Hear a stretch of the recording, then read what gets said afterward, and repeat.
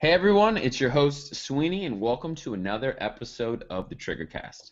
Today we are live with the founder of Doodle Video, among other things, and I will let him introduce himself name-wise because I'm sure I will mess it up. Hi guys, thanks Sweeney for having me on.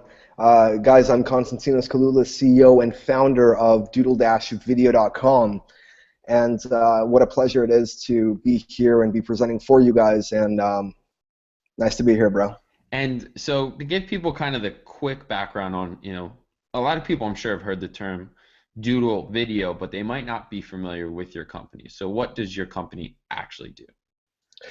Okay, yeah, so great question. And so Doodle videos are basically animated videos where we have, doodled characters, or even more advanced formed, higher quality cartoon characters, just going over stories. We create website explainer videos, video sales letters, landing page videos, and video ads.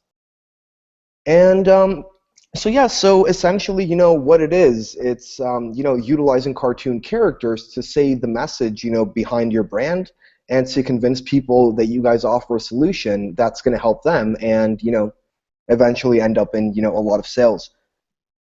And now it makes a lot of sense, I mean, to me outside looking in because I know it can be pretty expensive to film something live action, with real people, real actors, so to Hmm. speak. And I can see where these doodle videos are much more entertaining than a static video or just a talking head.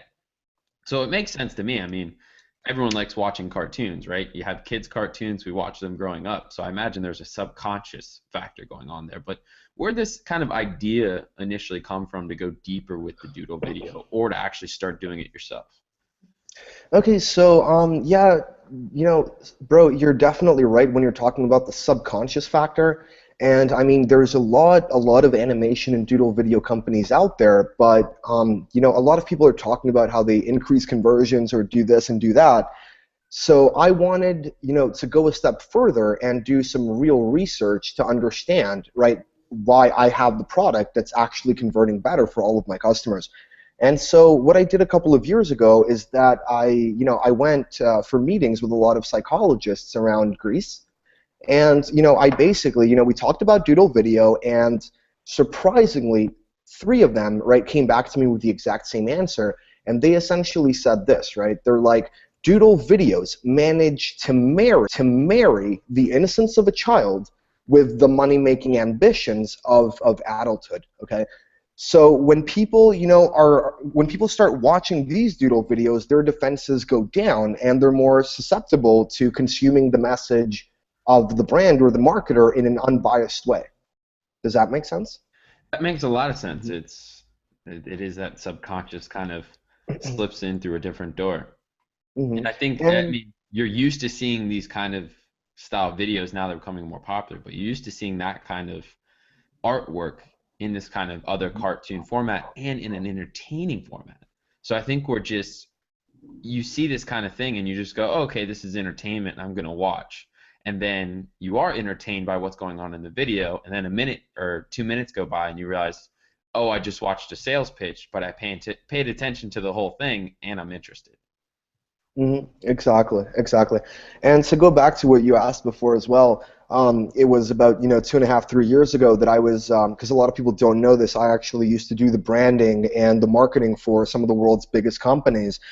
And so I was in the headquarters, hanging out, having a meeting with the directing manager of Evdoknosi, which is Europe's biggest educational franchise.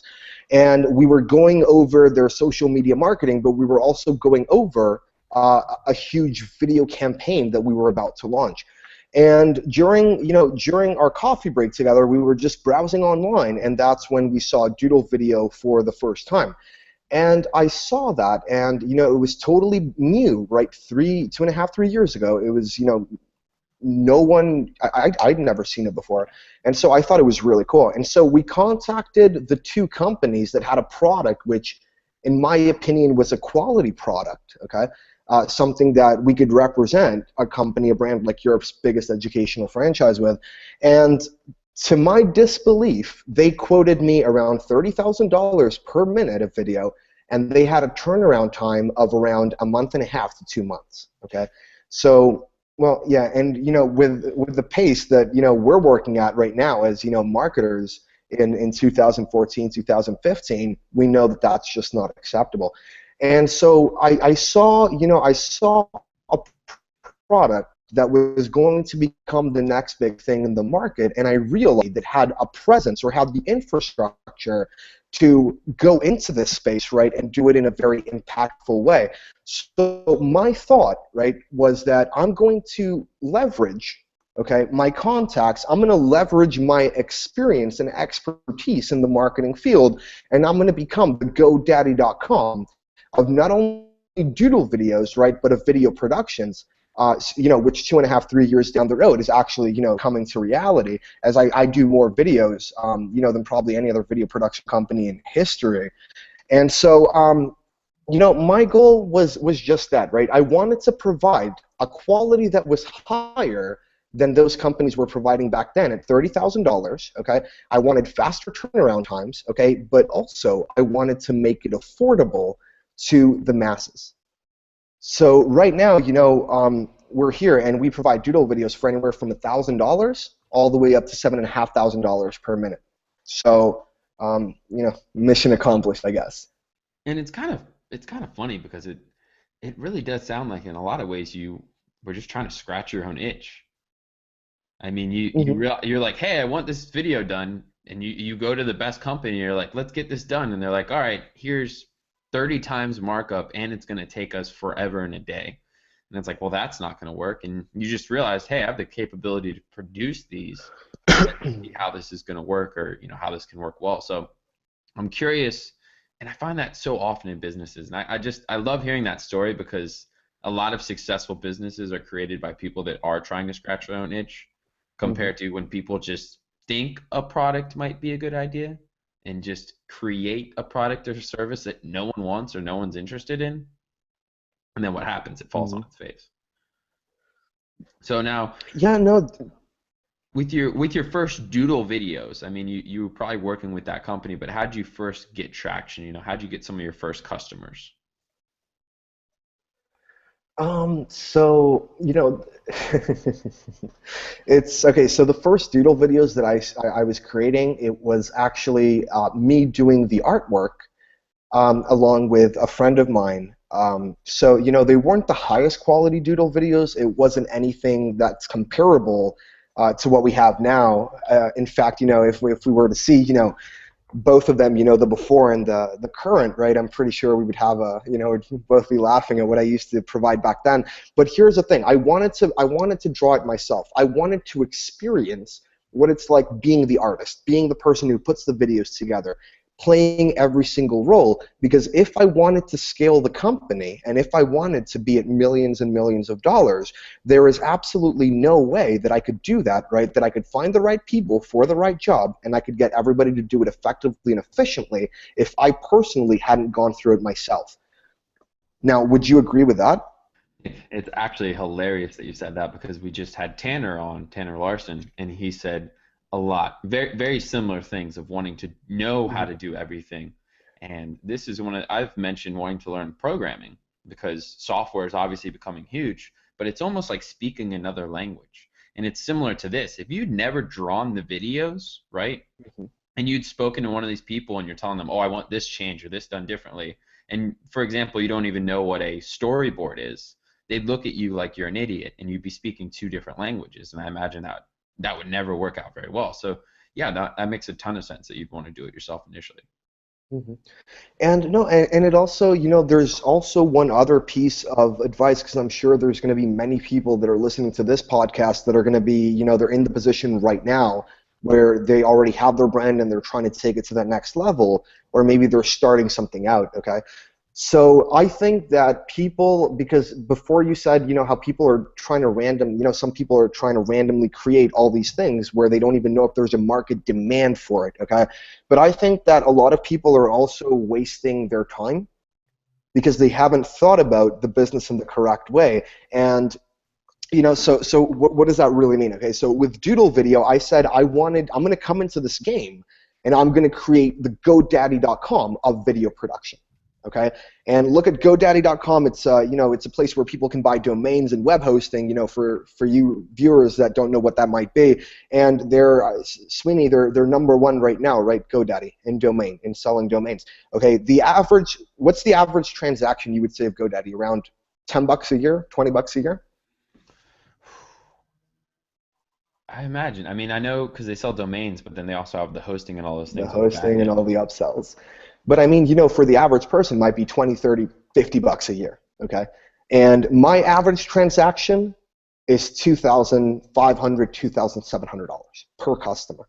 Okay, so if I still have a way to go, right, to have as many customers as GoDaddy. But here's what it is at the end of the day.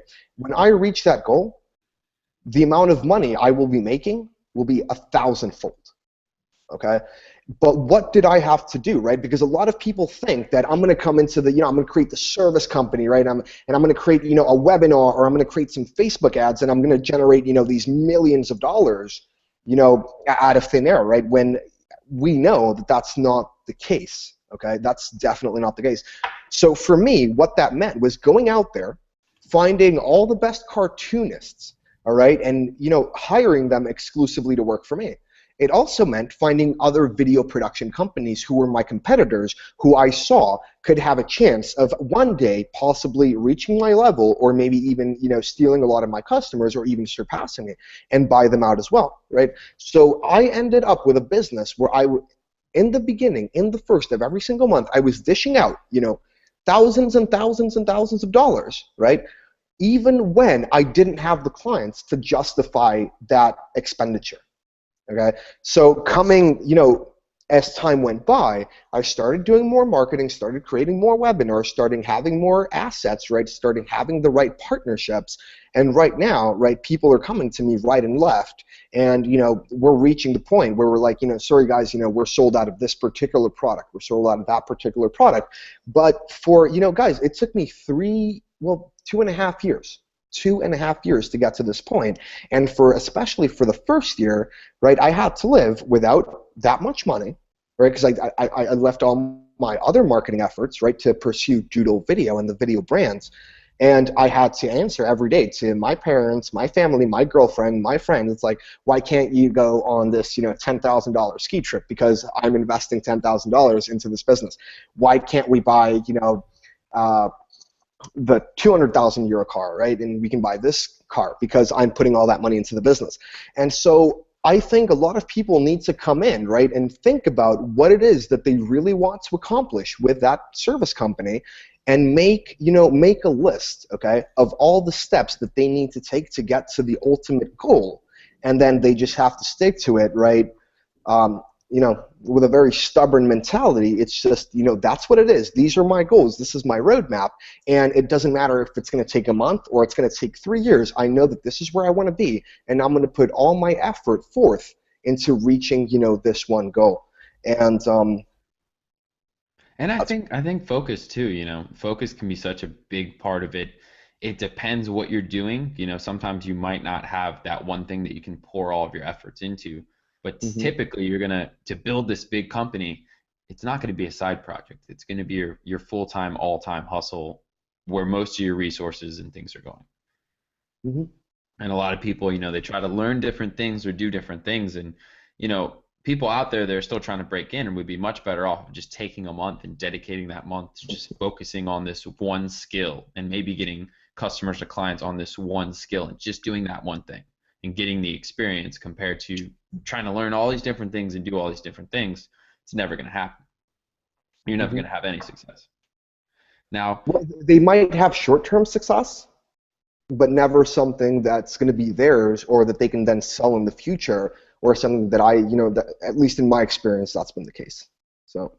now I'm curious, you are in, you're in the service-based business, you're working with clients, you have those relationships, and I mean, looking at your Doodle videos, they're not cut and paste, they seem to all be custom solutions.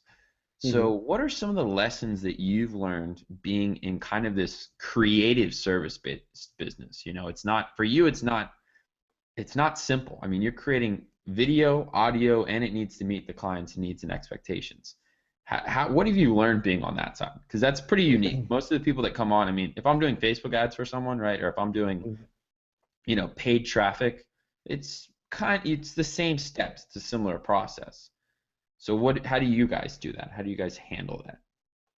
So, okay, yeah, that's a great question. And so, the number one thing I had to learn, or the number one obstacle, I'd have to say, is learning how to manage people the right way. Okay. And also it comes back to there being a real difference, right? Because it's like many people provide SEO, many people provide web design, and many people provide videos as well, but not many people, right? I can do up to 7,500 minutes of video in a month. Okay? That's not, I haven't met anybody who can do that. Not one person. Not one person. And so it's, the first thing is understanding the process, right? So if we're going to be doing a Doodle video, right? Let's say, that Sweeney, you come to Doodle video and we signed you on as a customer, right?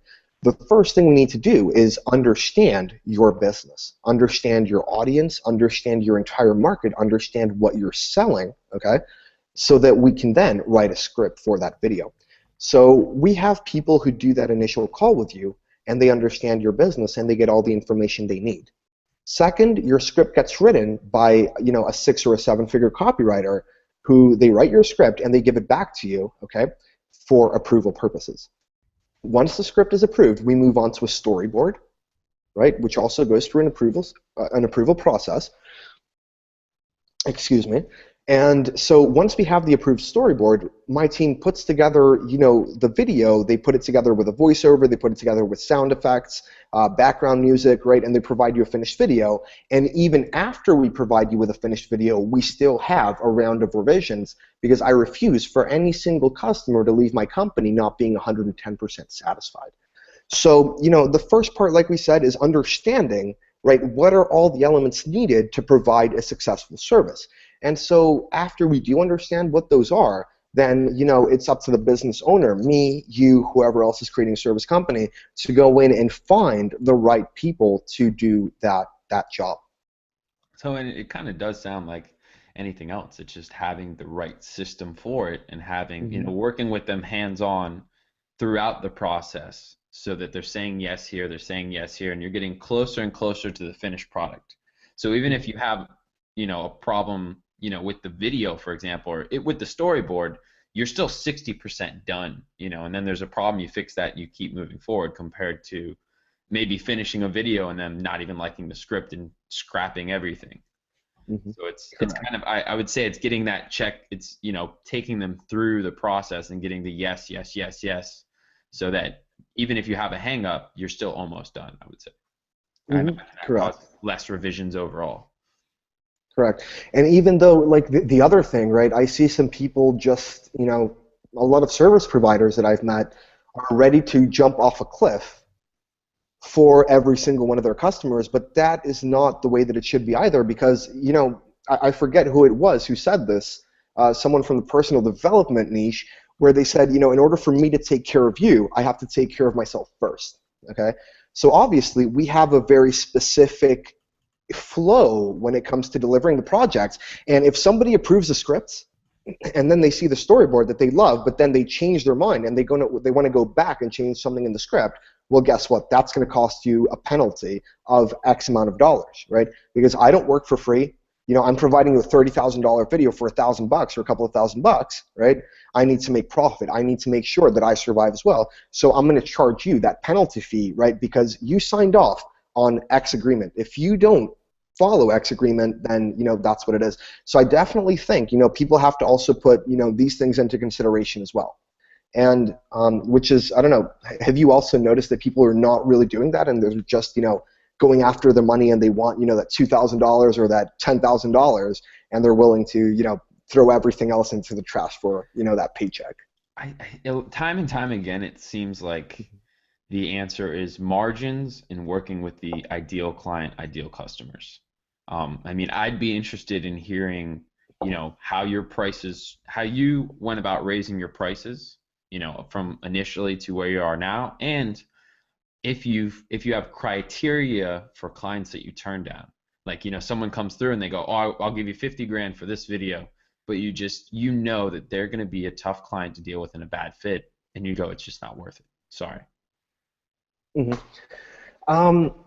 So, okay, let's answer the last part of that. How do we turn down, clients who are just not a fit? So, considering this is a little bit of a different question when you're asking me compared to, a lot of people that you've had on this podcast that I know, generate millions of dollars, but they're doing, I have a service business, right? I want to sell that for a ton of money down the road to someone else. So it's different because it's not a one-man shop or a 3 or 4-man shop. It's, I have 140 people working right now for the Doodle video brand alone.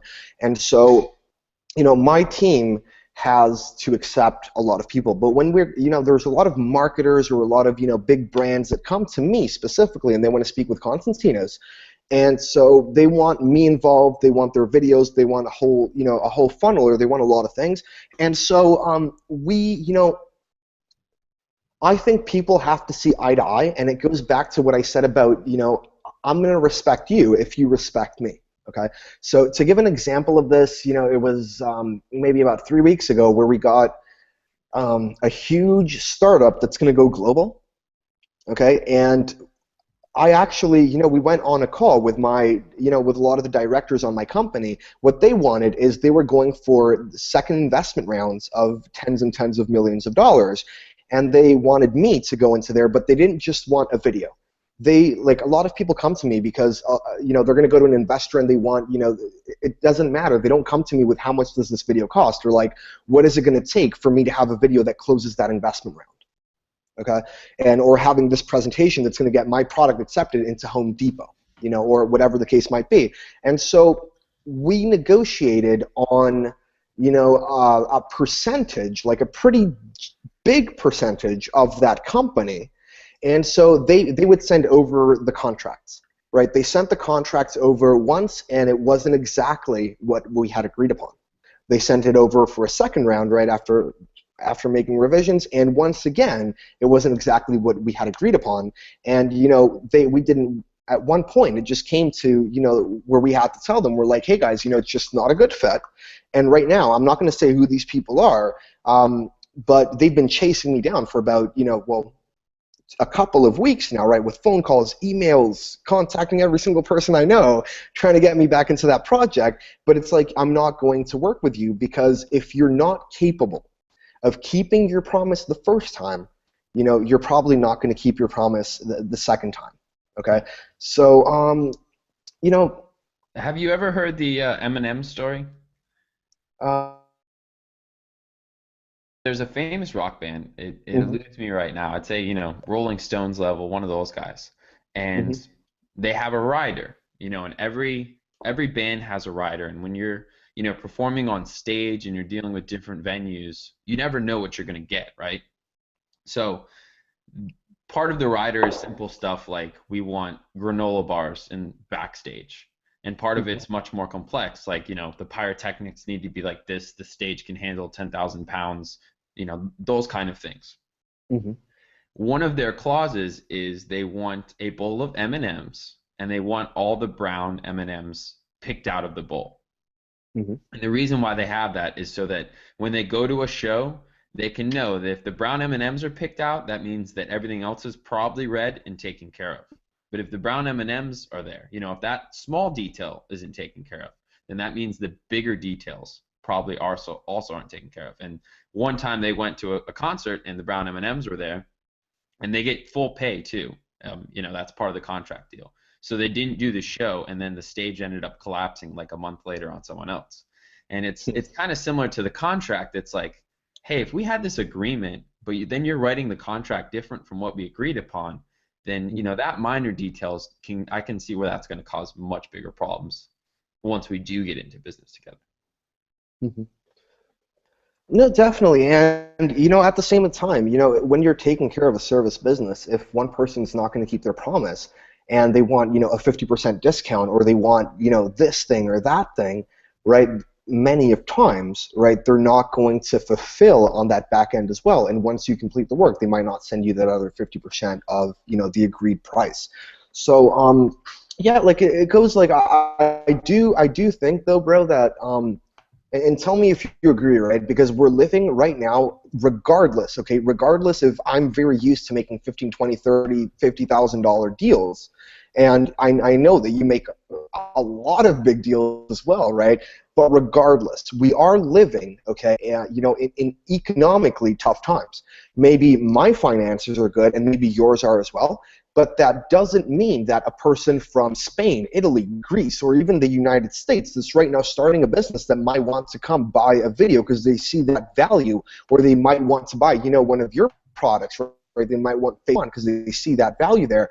And if they come and, they're going to spend $1,000, $2,000, $3,000, I believe that we need to take everybody by the hand and make sure that every single person gets that VIP treatment. Because even if for us, $3,000 might be a bottle of wine, for them it might be their savings from the last 3-4 months. And for them it's the future of being able to put that, macaroni and cheese on the table for their families. No, but it's true, dude. It's true. And a lot of people don't know this, right? But one of my companies, I mean, it's in the States, the other one's in Cyprus, got things going all over the place. But 3 years ago, like we were saying before, bro, I moved down to Greece. And I see people in Greece that their average monthly salary is 350 euros. That's not, that's our gas money maybe for a day, maybe for 2 days, right? But so I definitely believe that we should be, like the company says, of service, right? But at the end of the day, when people are just being too stubborn, they're being too naggy, they're being too picky, they're being, all those things, and they're just too difficult to deal with, that's also what's going to make me say, you know what, guys, it's okay, you can keep your money, here's another company that would gladly accept your money, maybe that's a better fit, because once again, I'm taking care of my own. I'm taking care of myself. I'm taking care of every single person who works in the Doodle video brand, right? And so, it is what it is. So And now, so this is a question that I think you'll be very well suited to answer, and this kind of has to do with scaling. Being in the industry that you are, I'm sure you have a number of people that are on staff, you have a number of freelancers you work with, but from day one, right, you don't need to be able to put out 7,000 minutes of video a month. How do you find that balance between being prepared, and having enough manpower to be able to put out, but also not, aggressively overgrowing your company and then having more production than you do actually have business or clients coming in? How do you kind of grow that together? I don't think I'd be one to answer that specifically the way you asked. I've always been a man of the extremes. And so for me, man, at the end of the day, brother, it's like this, right? Growing my business at at $10,000 a month is not going to pay for my new Rovers. It's not going to pay for the private jet that I want to buy. It's not going to pay for my 3 beach homes. It's not going to pay for, well, my apartment that I showed you earlier. It's not going to pay for any of that, right? So for me, man, it's like I want to become the GoDaddy.com of video production. What does that mean? It means I have the best people in the fucking planet working for me. Excuse my language. I shouldn't be cussing on the podcast. Sorry, dude. All right, we'll let it And go. so, so I want to be the GoDaddy.com of video production. So I must make sure there is no competition for me. Okay? And in order for there not to be any competition, I'm going to tackle obstacle number 1, making sure that doesn't happen, making sure I have the best product hands down on the marketplace. Okay? Whatever amount. Does it take $10? Does it take $10 million? Whatever it's going to take, I'm going to invest that amount of money into overcoming obstacle number 1.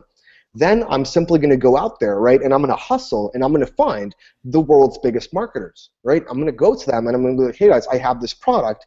Let's, share our customers together. Let's make money together. This is what it is, right? And tell me this, like, I mean, if I, before we knew each other, if I came to you and I showed you the videos and you saw that it was the world's best product hands down at up to 90% cheaper than all the big competitors are selling it for, would you not email your list, even if you didn't know me? Yeah, most likely. I mean, the deal's Right? there and the quality's there. Exactly. And so, that's what it is. And tell me, because I know you've interviewed a lot of people on this podcast, how many people do you really know, okay, that have scaled their businesses, right, on that same scale that you said, both here and both there, that have actually made millions and millions of dollars? Well, The problem honestly. there is most of the people that I've talked to tend to be not in the service space. And Hmm. that's, I think the service space is where it's the most difficult, right? Because if you're selling a digital product or a software, you have to deal with support and you have to keep developers in line. But you're directly in a space of every video you bring on, if you're not doing it yourself, you have to have someone in place to handle that. Hmm. And, you can only bring on so much business as to how much output you have. So you're in a bit more of a unique space. Okay, but okay, based of after now you're interviewing me, but based on Mhm. myself and everybody else that you've interviewed, would you say that mindset is the number one thing that's helped them distinguish themselves from everybody else in their industries? Oh, definitely. And I mean, Hmm. it's one of those things. I mean, I like that where you say, we want to be the GoDaddy of, video production. It's having that larger, bigger goal and kind of knowing where you want to go. In the same way that you take your client through the storyboard process, and you know where you want to end up with them, you knew Hmm. where you wanted to end up in the long term, and it was always easy for you probably to make decisions in the business. Maybe not easy, but you knew the right decision to make based on that longer term goal. And that's a big thing too, even for people that are looking to get into the industry, is think about what kind of business that you want to have. Because if you just build a business and you're not sure where you want to go, you can end up working in a business that you hate and then you're trapped by your own castle, so to speak. And Hmm. that's the last thing anybody, I mean, that I don't wish that on anyone, to build and grow a business and then feel trapped by it. Oh, definitely, man. I mean, it's not the place to be, but at the end of the day, man, it's like, do you know who Grant Cardone is?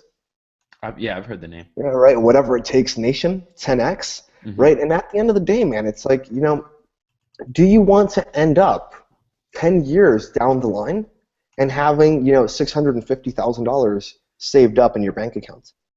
That's not going to pay for much, is it? You could make more, right, by working for somebody else. So in my opinion, it really is just that, man. If people want to go into business, they're going into business for themselves first. They're going into business to end up with, free time, right, to go travel. They're ending up with millions of dollars that they, once they choose to retire, they can live based on that money themselves. They can raise their family, and they can do so in a lifestyle that's not going to be, grabbing them by the neck and choking them every 2 days because, the money's just not enough. Because you tell me something, man. What would you rather do? Would you rather go out and hustle today and do whatever it takes, work 15, even 20 hours a day, but make sure that you have that business that's number one on a global marketplace, making millions of dollars? Okay, or would you rather, play the turtle race, right? And in real life, the turtle doesn't win the race. Okay, not by a long shot. Okay, and be making, $10,000 because it's in your comfort zone. Okay, and you're scared to go out and risk and make investments and, put it all on the line to go from 10,000 to a million a month, right? Which one would you rather be? Of course, option number one, but I think the big part there too is building something, at least in this case, it's building something that can actually be sold. Hmm. Building something that is a brand within itself. So often businesses are built and they're so directly attached to one person, or they're not built to sell, that option isn't even there. I imagine you could probably sell Doodle video tomorrow, and while your face is connected with it, your face isn't the face of it. When I go to Doodle video, I see, a cartoon animation, things like that. And if I had to guess, that was done intentionally. That wasn't done by accident. That was done intentionally, because if your face is the face of the company, it's going to make that company a lot harder to sell. No, definitely. You got it right, man. That's exactly what it is, and we're actually trying to take myself out of the equation even more. But here, okay, I'm gonna try and answer, that previous question. I see. So a lot of people, when they make $10,000, what's the first thing they're gonna go do? They're gonna go spend it on beer, on clothes. Okay, they're gonna take their girlfriend and they're gonna be like, "Hey, sweetheart, let's go to the Hilton. Let's go to that." They find the most expensive thing they can afford right now, and they'll go rent a room for a weekend. But that's wrong, right? Because let's say they have, okay, so let's, to answer that question truthfully, even though I don't think it's what I think people should strive to have and be the absolute hands down best in their entire global marketplace. And it's what I've done. So, and it's worked out great. But let's say they have a product that sells, at $1,000. Okay, so if they sell, if they spend, they're going to drop, $2,000 on Facebook ads, right? And they're going to sell 10 units and make, $10,000. Now, if they, if they have a 50% profit margin on that, right? They've made a profit of, okay, so they made $5,000. Well, 5,000. I always suck at math, by the way. I'm horrible at math, dude. I think we're 10 times 1 minus 2, so what? $3,000, right? They're left with $3,000. If it costs them $5,000 out of the $10,000 they've made, right? Okay. And the $2,000 from Facebook ads, right? So we have $3,000. Gotcha. Right? So it's correct, right? I believe so, yes. How much was the product initially worth? The product is $1,000. So if they sell 10 units, they're $10,000. And if they have a 50% profit margin. Oh, 50% margins. 50% margin. Okay, yeah. And so, yeah, so, so $3,000. So if, they're at that place where they're struggling, right, to keep some money coming into the business, right, and maybe grow small bits at a time, instead of going and investing that $3,000, I mean, instead of going to spend it, right, at the Hilton or at, even McDonald's or whatever you're going to invest that money in, put it back into your business, right? Turn that $3,000 into $6,000, into $12,000, into $50,000, into $100,000, and keep investing until, if you're not at the point right now where you can make a tremendous leap, okay, to either eliminate your costs or create some sort of partnership that's going to get you a lot more clients, or improve your offering dramatically so that it becomes #1 in your marketplace, keep investing until you can focus on these 3 areas. Gotcha. Now, to shift gears a little bit, you guys obviously offer free consultations. Has that always kind of been your model as far as kind of bringing leads in the door? I mean, with it being a more creative product, I'm sure you need to vet clients, figure out what they're actually trying to do, and figure out if they're a good fit. But has that always kind of been the model for you guys? Yeah, it's so the entire business model essentially, like, I mean, for bringing clients in to, I think, a 60, maybe 70% range of everything that we're doing is essentially that, traffic, cold traffic directly to the website, let them sign up for that consultation, and then get our video marketing experts on the phone with them. But here's the thing, right? I see a lot of people, and I've noticed this. I don't like to say this, but I've noticed this in the internet marketing space a lot, where people get others on the phone. So depending on the amount of money that people might have, they're going to charge a different price point, right? So we have a price list, right, which upon request is immediately sent to the prospect, where they can actually see how much everything costs. But I like to have them on the phone because sometimes people don't know exactly what they might know what they like or what looks good, right, in their own personal opinion, but they might not know what video style they should get, and if they should be focusing on landing page video, video sales letter, or website explainer video first, right? So what's going to have the biggest impact on their bottom line right now? So that's why I like to get them on the phone with my guys. Makes sense. I mean, that's what I was saying. It's a custom solution. So what? There's 5 different options that could have a big impact in their business. So they might think they need a VSL, but you talk to them and go, well, actually, your sales page is converting pretty well. But if you had a better landing page video, you'd be able to drive you'd get a lot more leads. So now they choose a landing page video, but now there's 5 different styles they can choose from. Now they choose that. Now you got to figure out how long it is. So yeah, I can definitely see where it's such a customized solution that it has to be done on the phone. And I know with higher ticket deals, people tend to want to speak to a real human being before handing over that much money. Of course, of course. And now, really piggybacking off that, when like a bigger brand comes through the funnel, if a Fortune 500 company, signed up for a free consultation, do you go, oh, I'm making this call? How does the funnel change, or the big brands still kind of treated in a similar way to the smaller deals? So once again, like I said, I'm trying to shift away from speaking to absolutely anyone. So the people that I'm going to be speaking to personally are either people who are in my mastermind groups, or people who are, a friend Someone that I've worked with that wants to get a Doodle video, or someone who gets referred to me by a big client. And if not, right now we're at the point where even, Fortune 500 company would still be speaking to my guys, or even, a 7 or 8 figure marketer would still be speaking to my team. But, if need be, if they want Konstantinos, I'm still going to, get on the phone with them. I'm going to give them, my expert opinion and help them, create something that's actually going to generate them the results that they need right now. So, does that answer the question? Yeah, no, it does. I mean, Even though I know I shouldn't be doing it, though. But no. well, there's nothing wrong though with also being close to the business and picking up the phone sometimes yourself and having that interaction, because something might change in the marketplace, and you might talk to a customer and find out that, an expectation has changed or something has changed. And sometimes you only notice that if you're a bit more hands-on. But I imagine at this point in time, the people you have in place are extremely talented, and they might even be better than you because they do it all day. So, Well, they're getting there, man. Which is it's God sent, dude. Getting salespeople to be closing, an 80% on calls. That's really good, man. And it's where you want to be at, right? You want to see your sales guys exceeding you.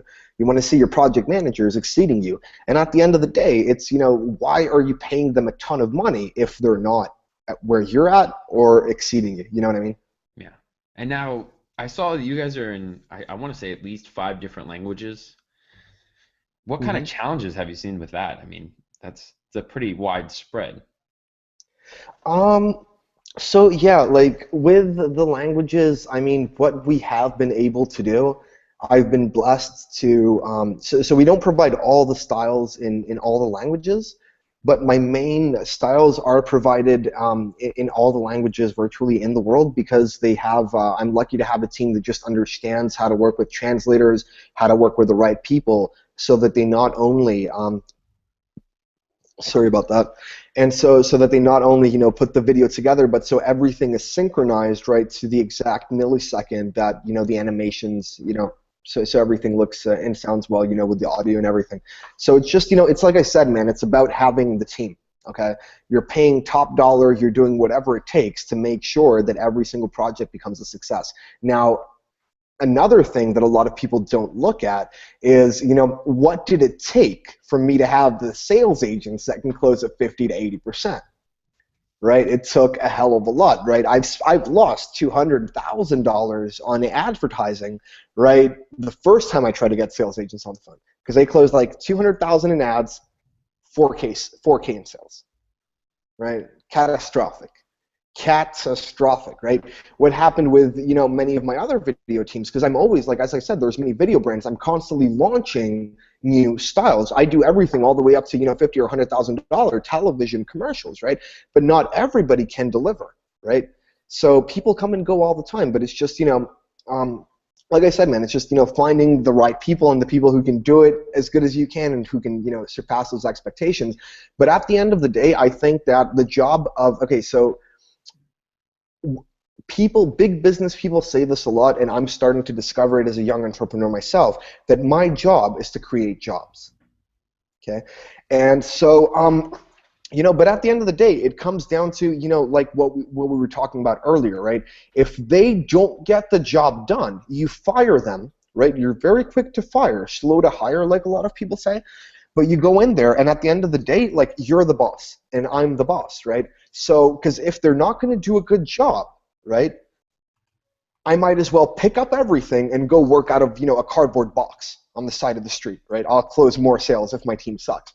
And so yeah, I think it's that. And tell me, if you agree, and if you're, in your business model, if you're currently doing these activities, because right now, like, I've noticed that the main focus on my time is working on my team and building their skill sets, and working on processes and keeping everybody motivated.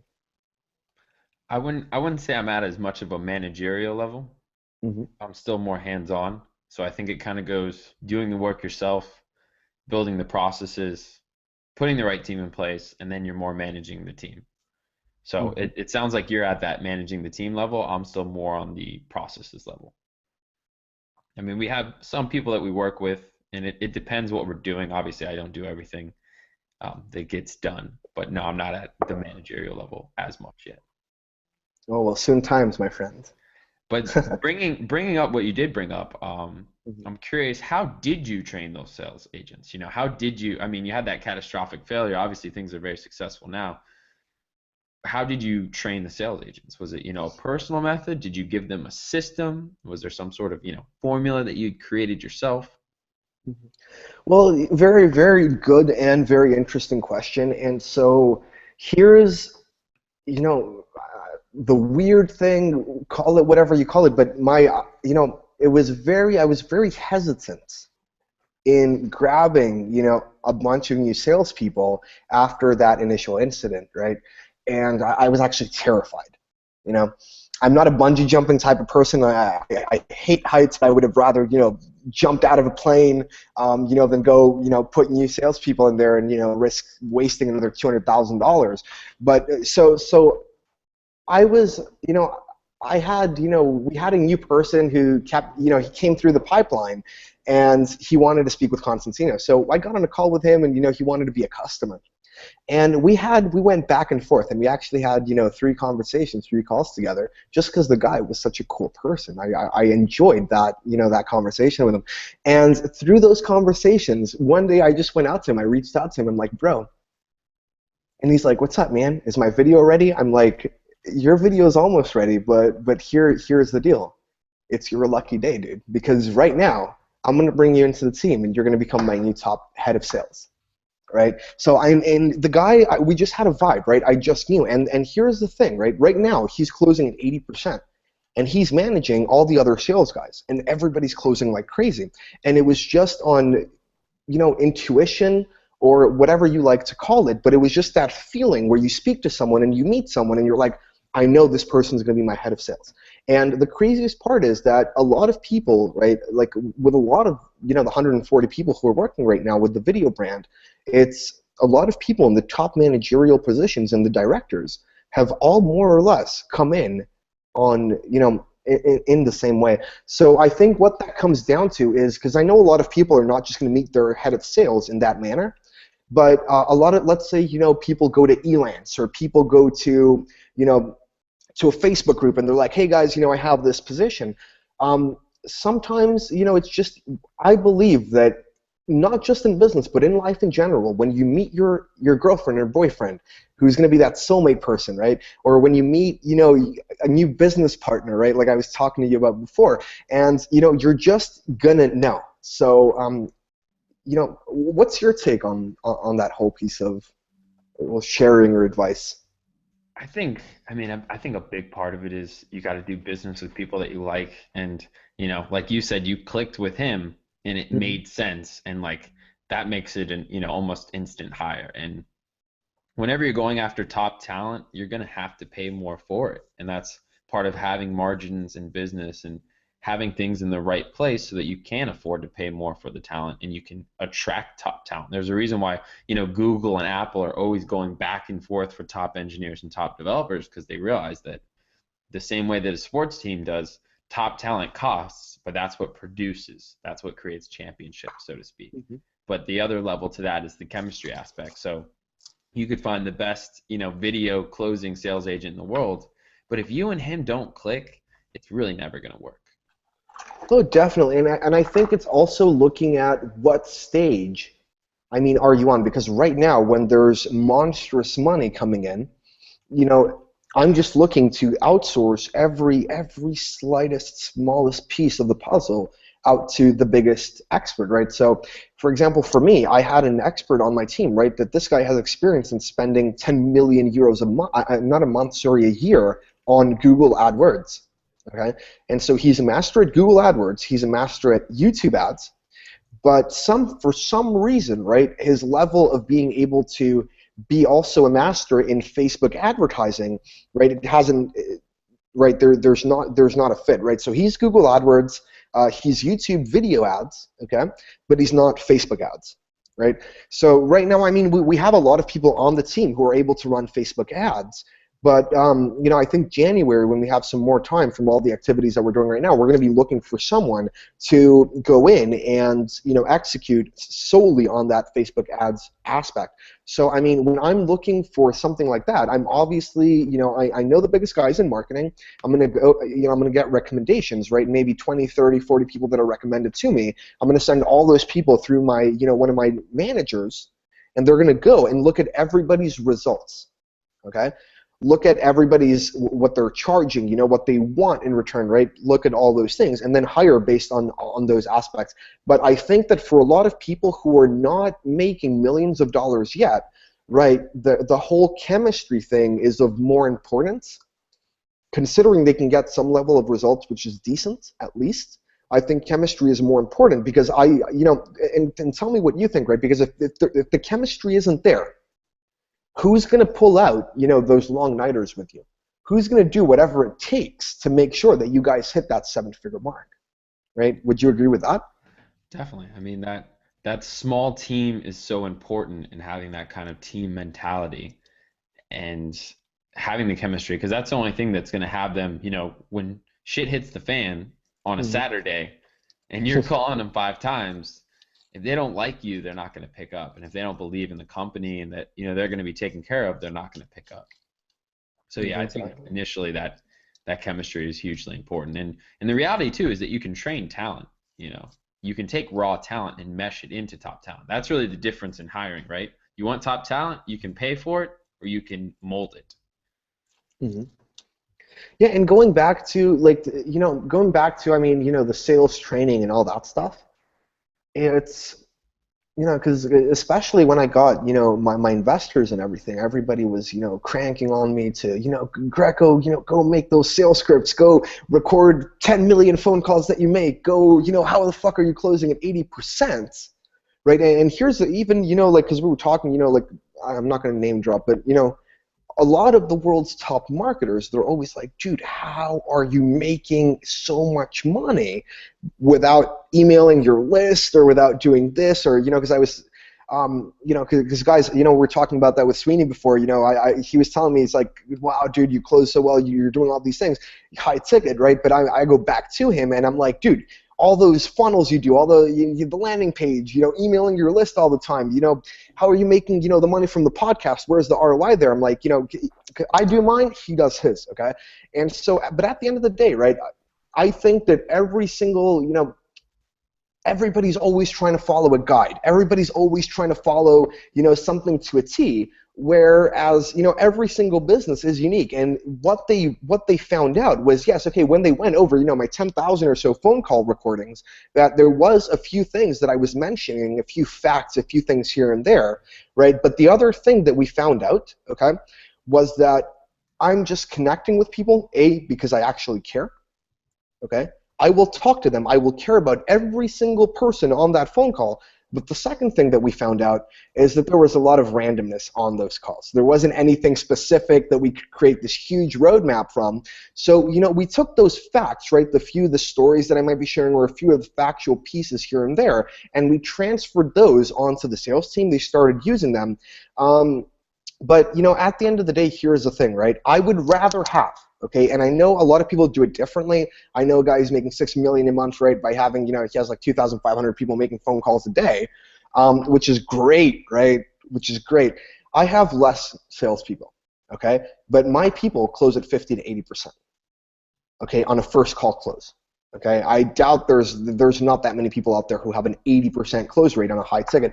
And so each person, right, it's a learning process, right? They all started out closing 5%, 2%, 10%, 20%. And with time, they just felt it more, they played the role better, right? And each one has their own unique closing style. But at the end, I have, 20 people who are sales superstars who are closing at 80% on the call. So, for me, that's what that looked like, in terms of, training. But I did get on, right? I did get on, and I must have done, hundreds of role-playing calls, with each one of these people to, make them feel, to help them understand it more, and do all that sort of stuff. So that's what it is. Being kind of to close out here, seeing as how you've done very well at the high ticket level and you noticed there was a few things, is there anything that you've noticed that seems to work well for you with these kind of high ticket sales? Whether it's a way that you handle objections, or maybe it's how you connect with them or show them that you care, or a way that you show proof and kind of build yourself as the authority. What are some of those few things that you have noticed that have worked so extremely well for you in the high ticket sales? Great question. So I'm gonna share a story. Okay. Okay. So back then, 3 years ago, when like I landed in Greece. Greece is not famously known for, being the country where you can go out and grab, all the small business owners, and have them paying you, $2,000 to $10,000 a month. That's just not going to happen. They don't have the money for it, right? I've done it though, but why have I done it, right? So I'm going to talk about, the marketing director of Audi. Okay, so one day I was in not this apartment, I was in my previous apartment, and we were there with my girlfriend. Okay, so one of the reasons I love my girlfriend is because she's going to call me out on things. She's going to hold me accountable. She's going to lay the smack down on me, right? Whenever I don't do what's required, or whenever I'm being a wuss about things, right? I have to be a man. That's my job. I'm the man. And so we had an argument that day, and I went into my car, right? So for me, whenever I would get really upset, it would either be, go box at the gym, go lift weights, or take the car and go out. Okay, so I took the car, I started speeding down the highway, and I was thinking to myself, okay, and I'm like, what anger really is? It's an energy. Right? And so I'm thinking, I'm like, how can I channel this energy into something productive, right? Because I can go right now, I can get pulled over for speeding, I can get into a fight with the cops, I can do a million things, or I can turn it into something productive. And so it just popped into my mind. I'm like, I'm not going back home until I come back with a 100,000 euro client. Okay? So while driving down the road, I was looking right and I was looking left, and I was looking at all the big buildings, right? So of all the big companies, and then I saw it, and then it caught my eye, and I saw Audi, I saw Volkswagen, right, and I saw Ducati, and all those companies are actually owned by a company called Cosmocar. And so I parked my car, because I was still in a very upset mood, and so the dealerships, the Audi, Ducati, and Volkswagen were right there, and so I parked my car right in front of the dealership like an asshole.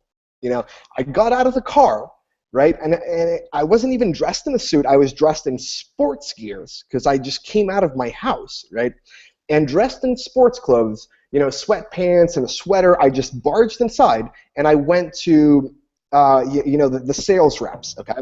I went up to one of them, and I forget exactly what I said, but I basically said, I want a meeting with the marketing director of Audi. I didn't say Cosmocar because I didn't know that Cosmocar owned those three brands at the time.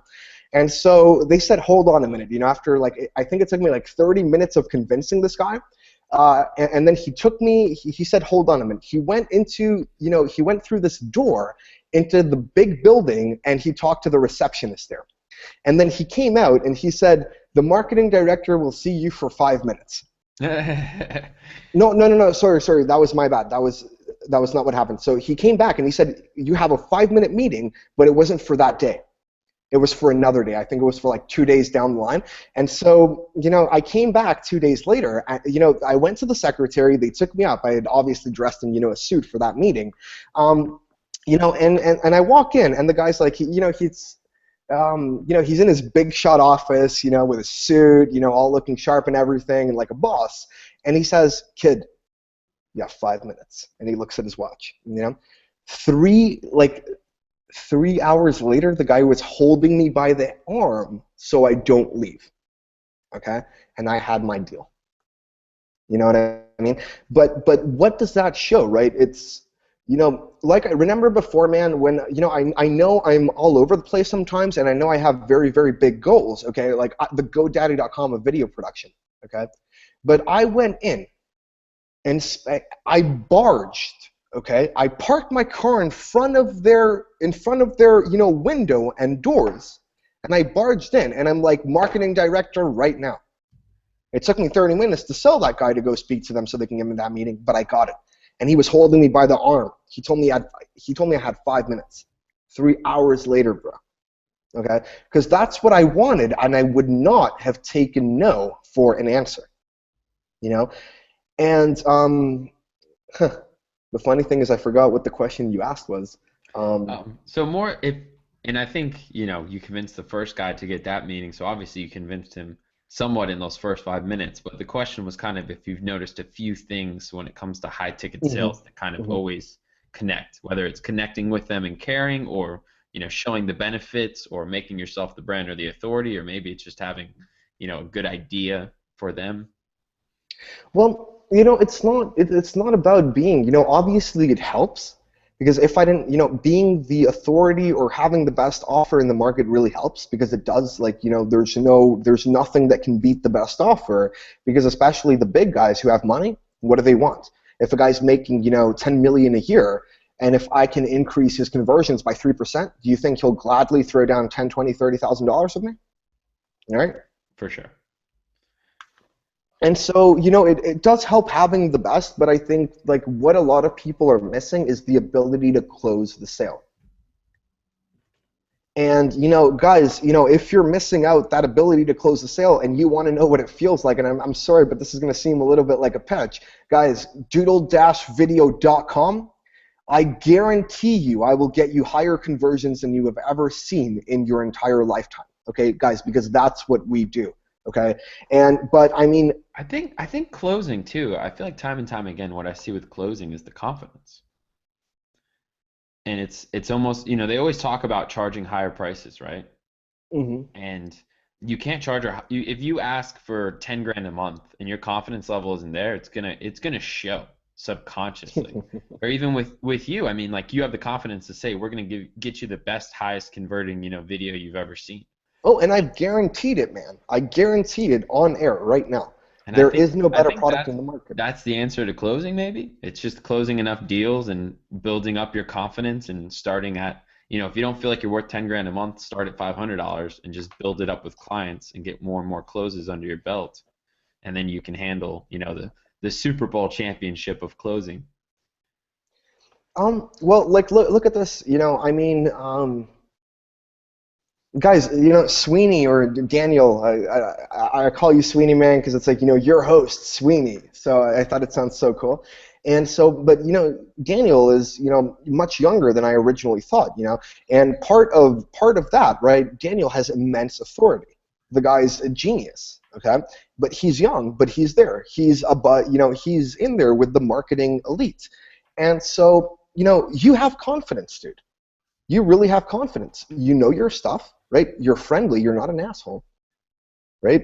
And so, but it's a mixture of all those things, right? All the successful people have all those things. So I mean, I'd like to ask you something. Have you ever been in a situation where do you believe in fake it until you make it type of deal? It's a good question. I think I think it's a mix because I think initially I think everyone fakes it, right? Mhm. Like your first ever big high profile meeting, you're faking it because you've never done it before. If you're a rookie quarterback in the NFL and you start for the first time and you walk out there and there's, 100,000 fans or whatever, and it's a nationally syndicated game and 10 million people are watching or whatever the numbers are, like, you have to kind of just fake it. Like your very first time, no one's done it. Overall, though, I think that it's a balance because I think the guys that fake it a little bit too hard, if that makes sense, Mhm.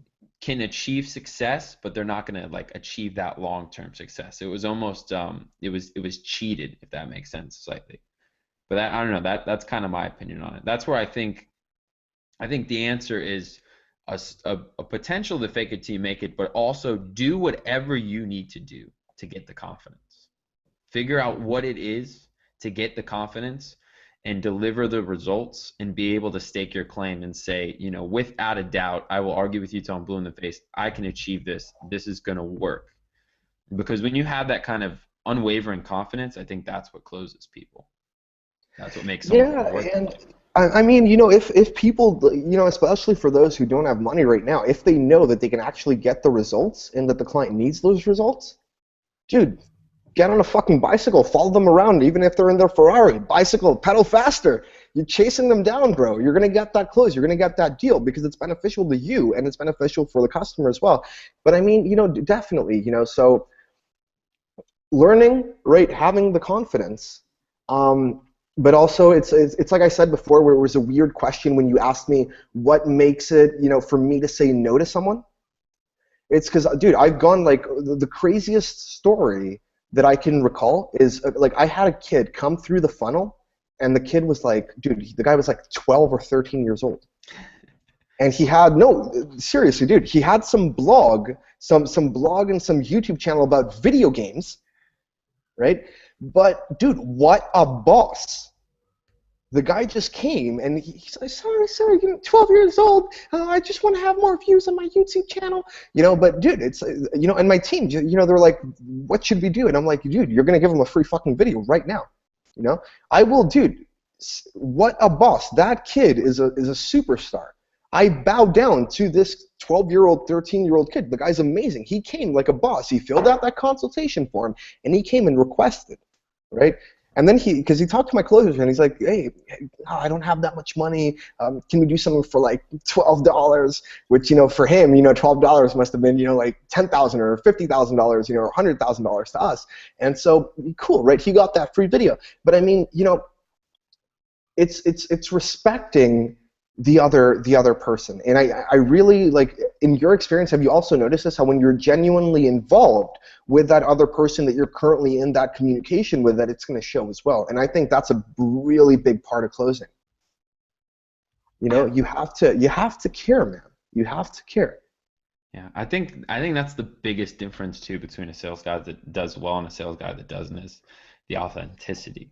Like that's where it's like one of those things that shows the confidence. You might never realize it, but it shows subconsciously in your tonality and just the way you carry your words. In the same way, like if I'm talking to someone, they can tell if I'm like, oh, okay, yeah, that's cool, or if I'm like, oh, wow, that's really interesting. Tell me more. Like people can feel that. They can kind of pick up on that. So yeah, no, I think that definitely makes sense. Yeah, cool. So I will wrap this up now with that being said. I appreciate you very much for coming on the video. I know you coming on the podcast rather. I know you've mentioned it, but once again, where's the best way for people to reach you and check out more about Doodle Video? Yeah, it's guys, it's www.doodle-video.com. That's DOODLE. Dash is that little minus sign. Video.com. So guys, visit the website. Click on the button that says request a free consultation, fill out the form, get on the phone with my video experts. If you want to talk to Konstantinos, sure, go ahead and ask for that as well. Let's get you guys converting higher and making more money, 2015 and beyond. And Daniel, dude, thanks so much, for reaching out. And, I was actually really, really excited, when you're like, hey, dude, you want to be part of this podcast? I'm like, of course I want to be part of the Triggercast, man. So yeah, dude, you're a great dude, great show. So yeah, thanks. It's been a pleasure. Thanks a lot for coming on, man, and I'm sure we will talk again. Yeah, brother. Have a great day, man. Ciao.